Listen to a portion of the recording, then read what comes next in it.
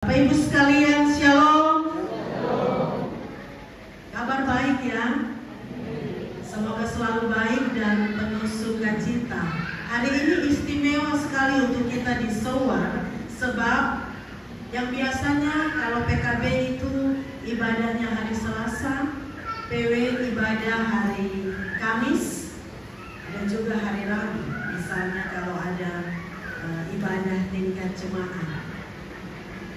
Jadi ibadah PKB dan PW tidak sama-sama. Kalau Bapak dan Mama mau datang ibadah sama-sama, berarti itu di ibadah hari Minggu atau ibadah-ibadah ucapan syukur dan hari gerejawi lainnya. Tapi malam ini, tahun ini, PKB dan PW sepakat bersama untuk ibadah mengucapkan syukur bersama-sama. Mama mau sama-sama Bapak, Bapak tidak bisa lepas Mama. Tapi saya mau cek dulu, yang datang ibadah ini ada yang lengkap kan? Bapak dan Mama sama-sama. Ada Bapak dan Mama Numberi, ada Bapak dan Mama Kemesra, ada Bapak Noya Muda dan Ibu. Lalu ada Bapak Pati Peloni dengan Ibu, juga Pati Peloni Muda dengan Ibu. Masih ada lagi yang lain kan? Ini saat Bapak datang ke sini, Mama ada di mana? Itu mesti dipertanyakan. Apakah Mama ada sibuk-sibuk untuk urusan garis belakang kan? Nanti Bapak yang dapat keselamatan, Mama terdapat berkat dari perjumpaan ini. Saat Mama datang ke sini, Bapak ada di mana? Bapak masih ada di tempat kerja kan? Atau sangat disayangkan kalau Bapak atau Mama datang di sini dan kemudian pasangan yang sudah disatukan itu, yang hari ini bisa datang bersama, ternyata ada tinggal di rumah, santai-santai di rumah. Itu sangat disayangkan sekali. Karena hanya separuh jiwa yang dapat berkat, separuh jiwa lagi tidak dapat berkat penuh saat ini. Nanti Bapak bilang seperti ada cerita, Bapak bilang, kan Bapak dan Mama ini sudah menjadi satu di dalam Tuhan. Jadi kalau Mama yang pergi itu sama dan Bapak juga pergi. Tapi kalau Mama yang makan, Bapak juga kenyang kan? Tidak ya Bapak Ibu, kenyang masing-masing kenyang. Atau Bapak nanti yang bilang, sudah cukup saya antar saja. Karena selama ini setiap pergi ke mana, Bapak selalu setia antar Mama, termasuk datang ibadah, tetap Bapak yang antar. Nanti ada cerita juga toh yang pernah Bapak dan Mama dongeng. Kalau sampai nanti sesudah kehidupan ini, pada saat sudah berjumpa di pintu sorga, lalu Mama masuk, Bapak bilang, saya juga mau masuk.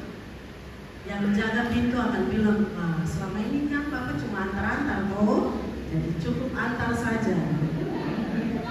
Tidak bisa masuk karena selama ini, selama di bumi ini hanya antar-antar saja.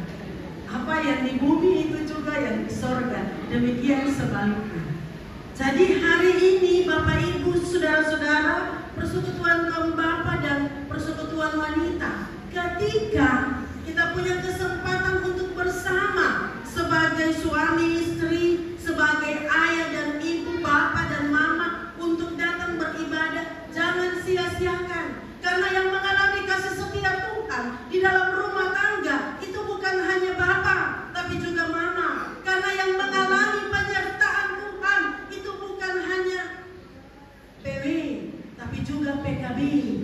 Dan kalau sama-sama berarti sama-sama harus ada. Saya punya ekspektasi tadi ada banyak keluarga-keluarga yang Bapak dan Mama sama-sama ada, tapi rupanya hanya sedikit saja. Ya, ini kita punya waktu-waktu yang banyak untuk bisa berjumpa dengan Tuhan. Jangan sia-siakan waktu itu. Kalau Bapak mau jalan kemana untuk beribadah, ajak Mama.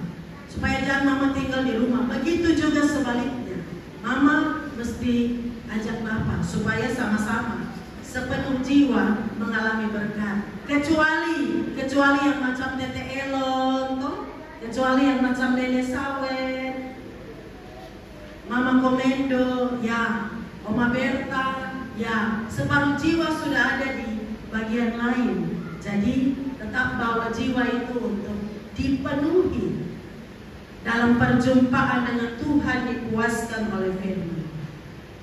Bapak Ibu persekutuan yang dikasihi Tuhan, ada satu cerita suatu ketika sepasang suami istri mau saling memberikan hadiah. Suami istri ini saling mencintai, kalau ibadah dong datang sama-sama. Nah, karena tidak punya uang yang cukup untuk membeli hadiah, masing-masing tanpa saling memberitahu mengorbankan sesuatu yang dianggap berharga untuk sesuatu yang dipandang berharga dari pasangannya. Jadi dia punya istri ini karena rambutnya panjang, rambut indah sekali, panjang, dia potong rambut panjang itu, jual rambut yang dipotong itu, rambut hanya tinggal join skop saja. Lalu jual rambut itu dan beli rantai dari bahan emas untuk jam tangan suaminya. Sementara suaminya apa yang berharga untuk dia? Dia punya jam tangan. Dia jual jam tangan itu untuk bisa beli sisir, karena dia tahu dia punya maitua ini rambut panjang bagus, jadi dia beli sisir yang indah sekali untuk istrinya. Ketika keduanya berjumpa, saling menyerahkan hadiah, buka, dan dua sama-sama kaget. Kenapa? Karena istri sudah tidak punya rambut yang panjang lagi untuk bisa disisir dengan sisir yang indah, dan si suami sudah tidak punya jam tangan lagi untuk bisa pakai rantai jam yang dibeli oleh sang istri. Dan dua kaget, menangis karena tidak seperti apa yang mereka sangka. Tetapi sesudah itu mereka tertawa bersama, karena rupanya cinta itu berkobar sehingga mereka tidak sungkan-sungkan, tidak hitung-hitung untuk memberikan sesuatu yang berharga demi cinta untuk pasangan.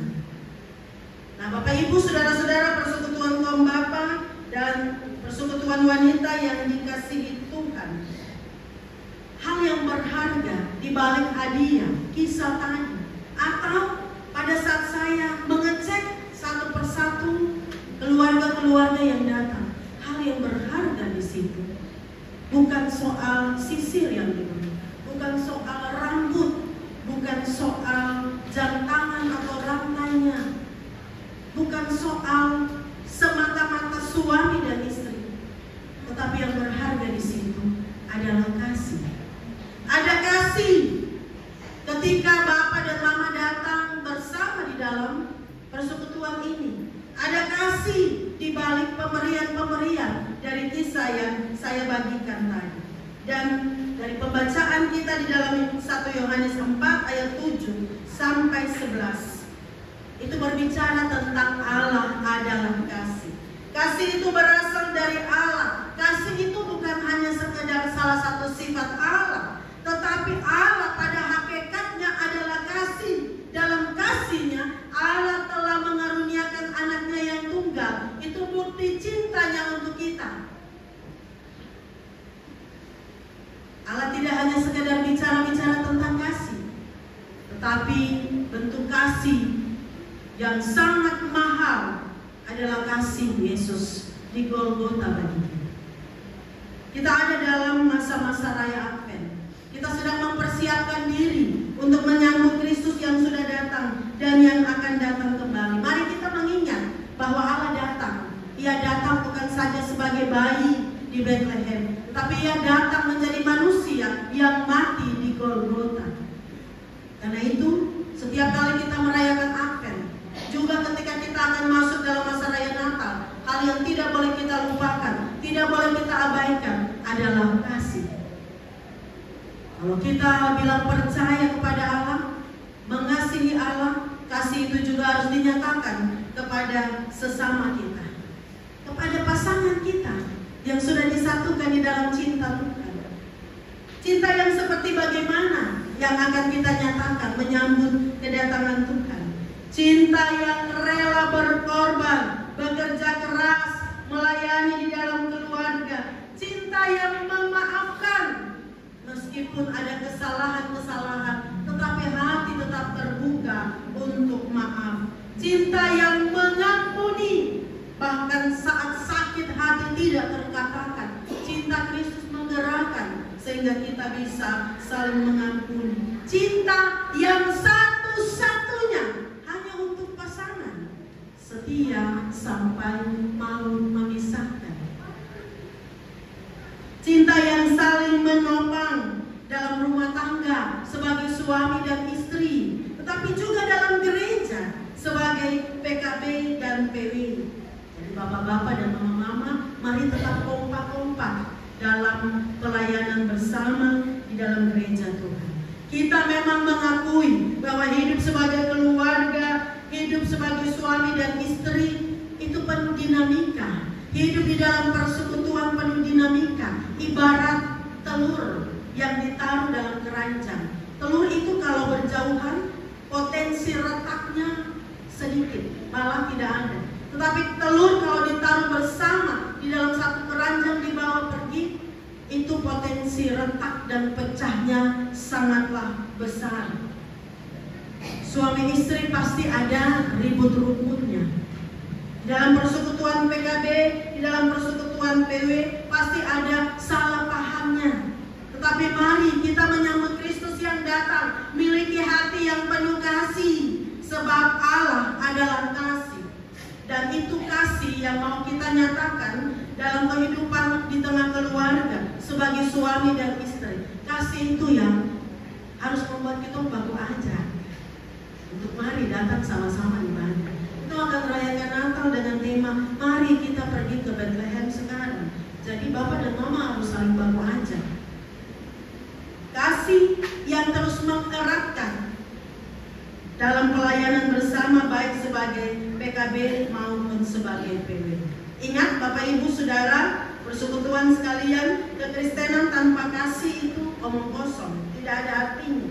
Kasih harus menjadi dasar hidup persekutuan, dasar hidup keluarga. Dan kasih itulah yang dapat mematahkan, mengatasi keangkuhan, ego, kesombongan, kepentingan diri sendiri. Kadang karena barang-barang itu, ego, keangkuhan, kesombongan, iri hati, mau menang sendiri, itu yang bikin persekutuan kadang tidak berjalan dengan baik. Tapi kita mau menyambut Kristus yang akan datang. Jadi mari buang semuanya dan buka hati seluas-luasnya, selebar-lebarnya, sedalam-dalamnya untuk kasih Kristus.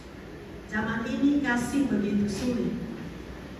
Orang mau bilang setia, segala tipu ada, setiap tikungan ada. Tetapi mari dalam diri kita sendiri kasih memang tidak mudah.